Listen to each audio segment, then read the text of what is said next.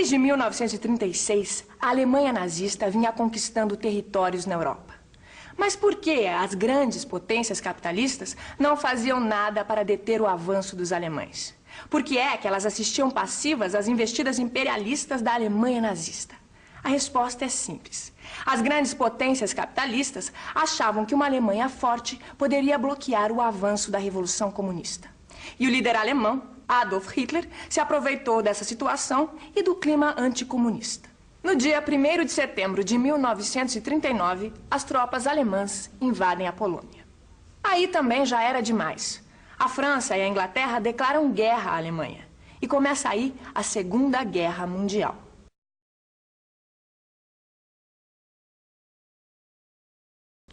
Em pouco tempo, a Polônia é derrotada e parte de seus territórios é anexada pelos nazistas.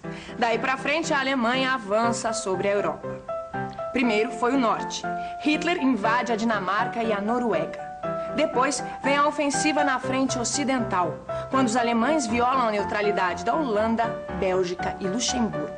E logo em seguida vem a França, onde Hitler ocupa todo o norte do país e a costa atlântica. Entre os meses de julho e setembro de 1940, Londres foi duramente bombardeada pela Alemanha. Apesar das baixas, os ingleses vencem. Hitler desiste de invadir as Ilhas Britânicas. Foi a primeira derrota dos nazistas. Enquanto a Força Aérea bombardeava Londres, o exército nazista se uniu às forças italianas para invadir a Grécia em 1940. Mas a Grécia não foi o único país ocupado na região dos Balcãs. Iugoslávia, Bulgária e Romênia também foram invadidos. Até esse momento, o conflito se concentrava no continente europeu, mas em meados de 1941 se transforma numa verdadeira guerra mundial. Além do Egito, as forças fascistas italianas tentaram ocupar a Líbia, a Somália e a Abissínia. Só não foram totalmente derrotadas porque os alemães enviaram reforços e conseguiram garantir um certo equilíbrio de forças na região.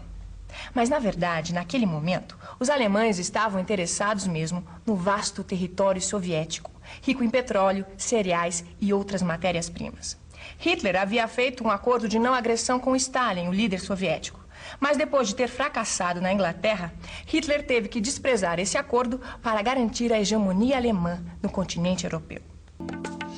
As fronteiras da União Soviética são invadidas por uma multidão de 3 milhões de soldados alemães.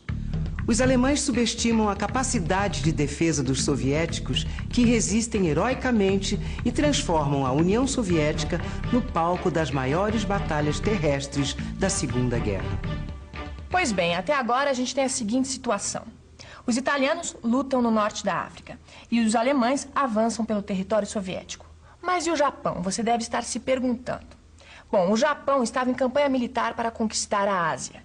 E apesar de contar com o apoio dos alemães, os japoneses ainda não haviam entrado na guerra. Mas um dia, isso mudou. Julho de 1941. Com o apoio da Alemanha, o Japão ocupa a Indochina, principalmente por causa da grande quantidade de petróleo e borracha, matérias-primas fundamentais para alimentar sua máquina de guerra. Os Estados Unidos, outro país que até então se mantém isolado, protestam e começam a pressionar o Japão para retirar suas tropas da China e da Indochina. Como o governo japonês se recusa a deixar suas conquistas, os Estados Unidos proíbem a venda de matéria-prima para o Japão. Era o que faltava para o Japão entrar na guerra. A aviação japonesa ataca a frota americana ancorada em Pearl Harbor, no Havaí. Depois desse ataque, os americanos não têm outra saída e entram na guerra.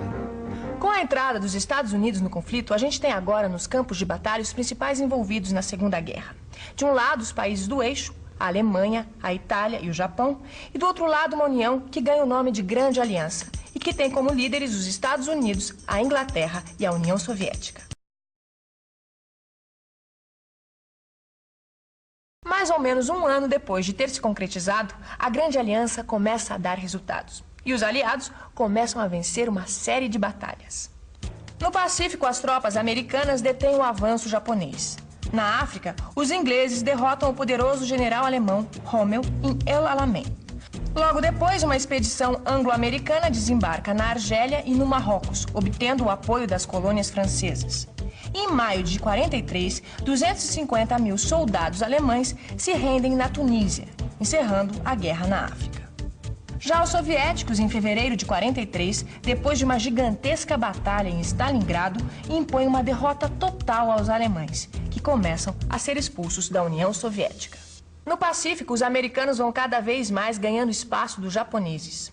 Mas ainda estava faltando uma ofensiva no sul da Europa, mais precisamente na Itália fascista de Mussolini. O que acaba acontecendo em julho de 43, quando tropas anglo-americanas iniciam a conquista da Sicília. As tropas anglo-americanas que invadiram a Itália em 1943 eram formadas por tropas inglesas de vários países americanos, inclusive o Brasil, que enviou para a guerra a Força Expedicionária Brasileira. A luta na Itália se prolongou por mais 2 anos, até abril de 1945, quando Mussolini foi preso e executado por guerrilheiros italianos que lutavam contra o fascismo. Mas e no resto da Europa, como ia a guerra?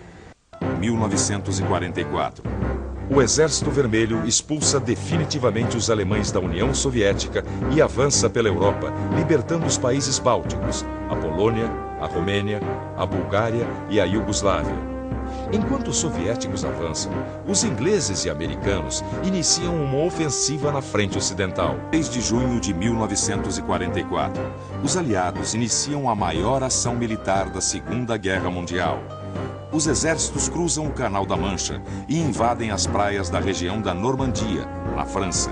O evento entrou para a história como o Dia D. Agosto de 1944. Os exércitos aliados e forças da resistência francesa libertam Paris.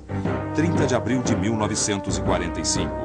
As tropas aliadas alcançam Berlim, que já havia sido tomada pelos soviéticos.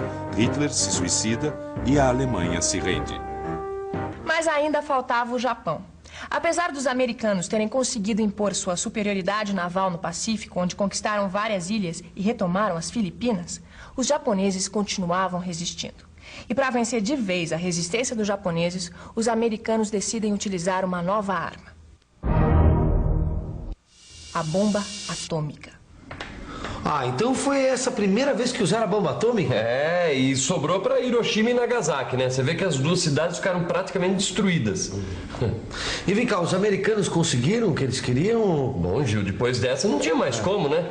Ó, quase um mês depois, no dia 2 de setembro de 1945, o governo japonês abaixou as armas e se entregou. Aí estava oficialmente encerrada a Segunda Guerra Mundial.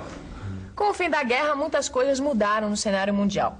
A começar pelo mapa político, que passou por uma total reorganização. O Japão e a Itália perderam as suas conquistas, e a Alemanha teve seu território dividido ao meio. O lado oriental foi ocupado pela União Soviética e o ocidental pelos Estados Unidos, Inglaterra e França. Além disso, a capital Berlim, apesar de estar no lado soviético, também foi dividida entre os 4 aliados.